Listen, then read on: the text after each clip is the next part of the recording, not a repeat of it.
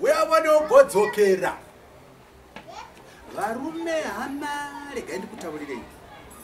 Ini chandifunga ndichokuti kana ndakuzviryira kudai ndichirya zvangu breakfast yangu yakafuma yomutakura wenyimo, nyemba, nzungu pamwe chete nechibage chomumhare.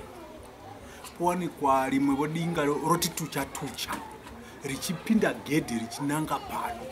Kwasi wai mamuka sei, mavata sei, bodo. Mira nditange ndazviryira mutakura wangu. Fanika sei papapa pokuti ndinotoshaya kuti ndotanga nei. Ona apa ndinomutakura wakakora, wakaisvonaka, ndozoite chimodho chokumodhora.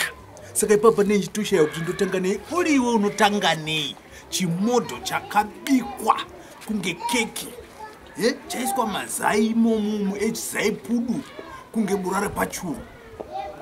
Poita mutakura unonaka zvakaipa, unotanga nei uriwe. Papa ndopo unono munhu achisvika so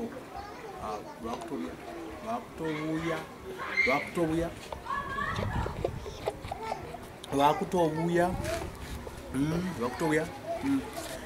chitombo dzimai zvenyu katai henyu, katai ndobirwa.